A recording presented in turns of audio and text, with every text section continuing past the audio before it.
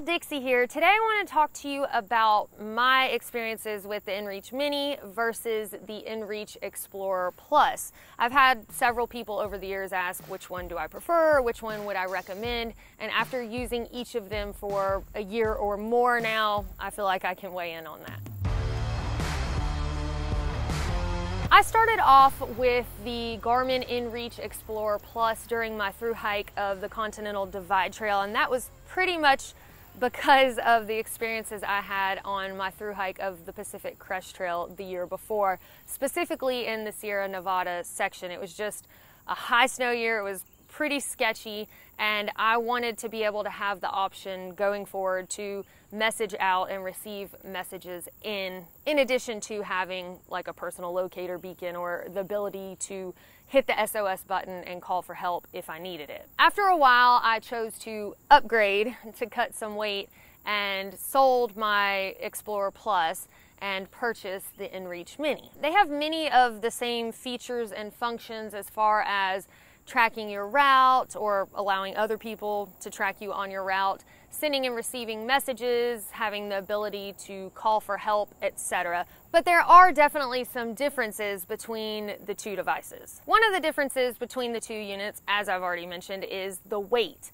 The InReach Explorer Plus weighs 7.5 ounces. I thought that I remembered mine weighed 8 ounces, so I don't know if they've shaved off a half an ounce or I'm just remembering incorrectly, but the InReach Mini weighs 3.5 ounces. So if you go from the Explorer Plus to the Mini like I did, you're saving 4 ounces of weight. Also, the price is a little bit different between the two. The Explorer Plus is $450, where the Mini runs about $350. So it might seem like a no-brainer on the surface. You've got one that is 4 ounces lighter than the other and also $100 cheaper, so why wouldn't you just want to go with that? But it's never really that easy with backpacking gear. There are always trade-offs. One consideration is, are you going to carry a smartphone with you, or even if you're planning to have a phone with you, is there a chance that it could be crushed, dropped in water, or the battery completely die and you don't have a backup charge for it? Because using the InReach Mini as a standalone device to message through is a complete pain in the butt. It's just very tedious to type messages out, whereas the InReach Explorer Plus is a bit larger, it has more keys, and it makes things much more efficient and simpler if you're going to use it to actually message through. Now, if the plan is to have your cell phone where you can Bluetooth to the device, because both of them have that capability, and then you run it through the Earthmate app, well, that makes everything a lot simpler. Then messaging really isn't a problem. But the reason that I highlight you might be in a situation where you think you're going to have your phone and you don't, I kind of made a mistake on the Florida Trail, and normally I have the Earthmate app on my phone so I can Bluetooth to my InReach, but I had deleted it to make space for storage and forgot to upload the app back to my phone while I was in a town stop. So anyway, I found myself in a situation where I was trying to message out about a sketchy situation with what seemed to be an abandoned car that turned out to be a naked man hanging out by the river. And so I didn't know if he needed help or if somebody else needed help. I'll put the link in the video description to that particular video if you want to learn more about that situation. But anyway, I found myself wanting to get a message out quickly to somebody who could contact the authorities because I didn't have cell service. And I wasn't certain that it was a serious enough emergency where I needed to hit the SOS button and have folks respond. But even if I had been in a situation where it was a serious emergency and for some reason I was separated from my phone, or it was dead, or again, I didn't have the app, I'm probably going to want to send a very detailed message and have as much detailed correspondence with search and rescue as possible. So again, if I'm injured or suffering or somebody else is, and I'm having to do that tedious typing on that little device, in that instance, I would much rather have the larger InReach Explorer Plus. Another consideration is battery life for each of the devices. They both have a rechargeable built-in lithium-ion battery. but the InReach Explorer Plus has a longer average battery life, and that makes sense because the Explorer Plus has a 3100 milliamp hour capacity battery, where the InReach Mini only has a capacity of 1250 milliamp hours, so less than half of what the InReach Explorer has. It makes sense that the unit that takes up less space and is lighter would have less battery life than the larger Explorer Plus. And that's something that I definitely noticed when I transitioned from the Mini to the Plus, is that I was having to charge it more frequently. And also I have to use more battery bank power, like my external battery bank that I carry to power all of my electronics.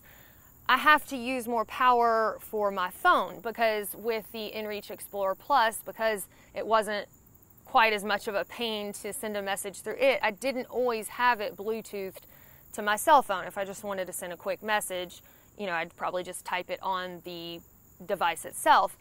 Where with the Mini, I don't want to send even the quickest, simplest check-in message at all, because it's such a pain in the butt.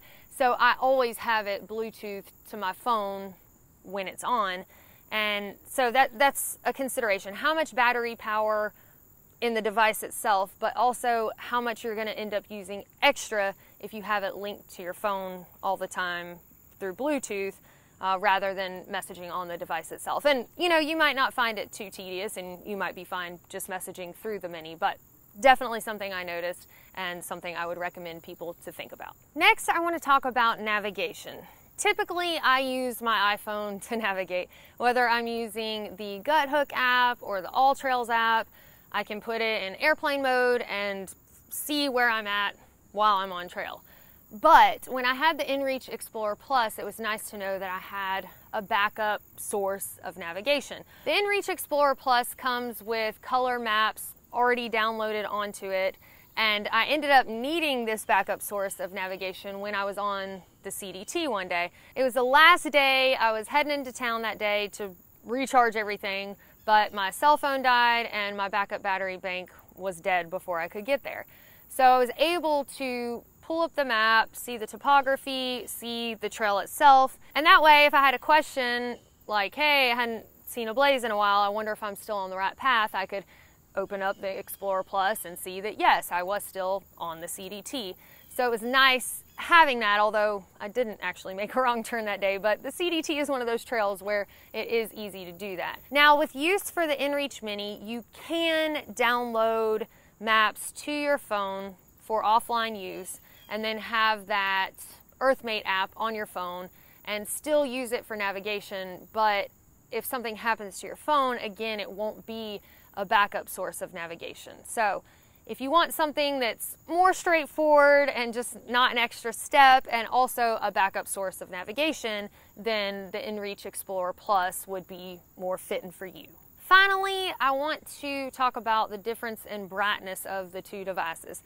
This really might not seem like a big deal, but the InReach Mini is just not as bright and it's not backlit like the InReach Explorer Plus. It might actually be preferable for some people who don't want a super bright light if they're texting at night in their tent, but in an actual emergency situation, having the more well-lit item might help a rescue crew actually pinpoint your location because they can see the bright light, whereas with the InReach Mini, maybe not so much. Oftentimes when people are in need of emergency help, it's because they've found themselves disoriented or they've gotten off trail somehow and now it's dark, they didn't bring preparations to stay for the night, and now they're freaking out and they've hit the SOS button and they want help being located and getting back to their vehicle safely. So of course, in that instance, again, it would be best to have the more well-lit object. And this might not be a deal breaker for